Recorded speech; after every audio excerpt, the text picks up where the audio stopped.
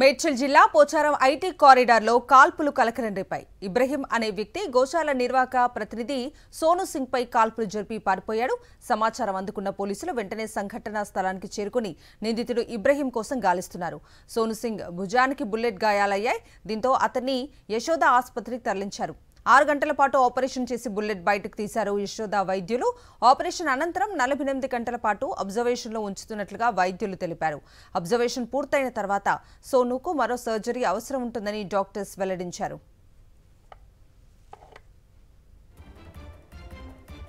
తెలంగాణలో గోవధ చేసే వారికి ప్రభుత్వ వ్యక్తుల అండదండలు ఉంటున్నాయని బీజేపీ మండిపడింది.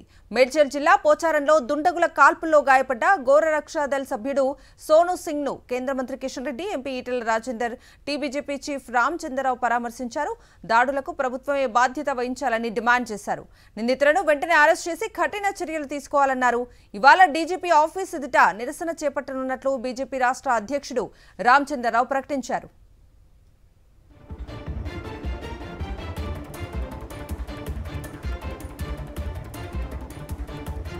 గోరక్షకుల మీద కాల్పులను ఖండించారు కేంద్ర మంత్రి కిషన్ రెడ్డి. చట్టాన్ని ఉల్లంఘించిన వారిపై కఠిన చర్యలు తీసుకోవాలని డిమాండ్ చేశారు. సమాజంలో గోవుల హత్యలు జరగకుండా చూడాల్సిన బాధ్యత పోలీసులపై ఉందన్నారు. తెగించడానికి సిద్ధంగా ఉన్నాము.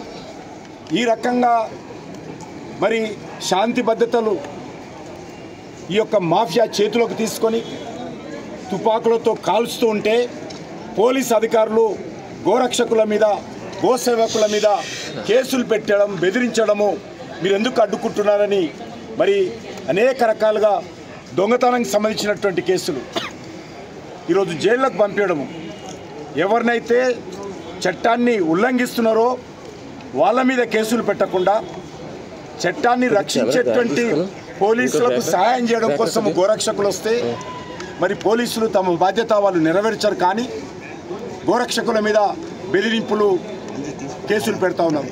ఈరోజు గోరక్షకులు 2 రకాలుగా, ఒకరు మాఫియాతో, మరొకటి పోలీసులతో పోరాటం చేయాల్సిన పరిస్థితి వస్తూ ఉంది. నేను ఈ సందర్భంగా పోలీసులను కోరుతా ఉన్నాను, మీకు ఏ మాత్రం చట్టం మీద గౌరవం ఉంటే, ఏ మాత్రం గోహత్య మీద ఏదైతే నిషేధం ఉందో దాన్ని రక్షించాల్సిన బాధ్యత మీకుంటే గోరక్షకులకు అండగా నిలబడాల్సినటువంటి అవసరం ఉంది.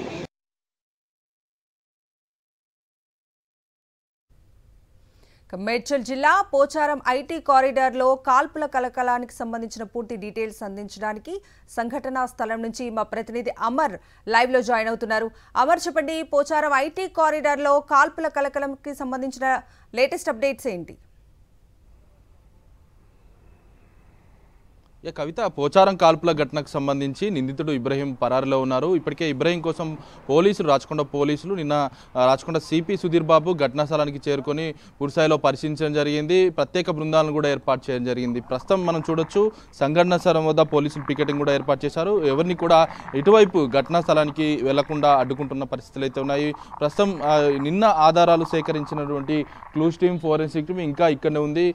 ప్రిలిమినరీ ఎవిడెన్స్ కోసం ప్రస్తుతం పోలీసులు అయితే ప్రయత్నాలు చేస్తున్నారు. ఎందుకంటే ఏదైతే ఇబ్రహీం ఇటు సోను సింగ్ ఇద్దరి మధ్యలో కాల్పులు జరిగిన సమయంలో ఇబ్రహీం గన్ తీసి కాల్చిన సమయంలో ఉన్నటువంటి బుల్లెట్ ఎక్కడికి వెళ్ళిందన్న కోణంలో ఇప్పటికే ఫోరెన్సిక్ పూర్తి స్థాయిలో ఇక్కడే ఉండి ఆ బుల్లెట్ కోసం ప్రస్తుతం తనిఖీలు అయితే కొనసాగిస్తున్న నేపథ్యంలో మనం చూస్తున్నటువంటి ఏదైతే ఆ కవర్ మీద నిందితుడికి సంబంధించిన ఏదైతే ఇబ్రహీం ఆ కవర్లోనే గన్ తీసుకొచ్చినట్టు తెలిసింది.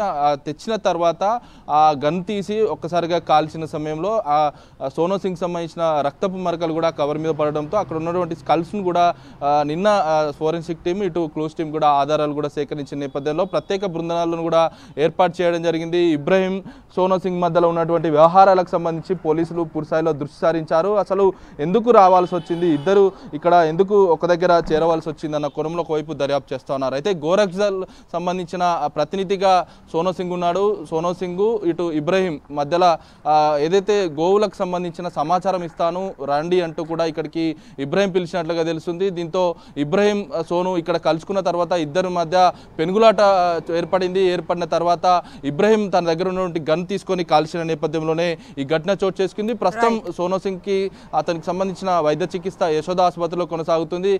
ఒక సర్జరీ అనంతరం 24 గంటల అబ్జర్వేషన్ తర్వాత మరో సర్జరీ కూడా నిర్వహించనున్నారు. Kavitha. Right Amar, thank you.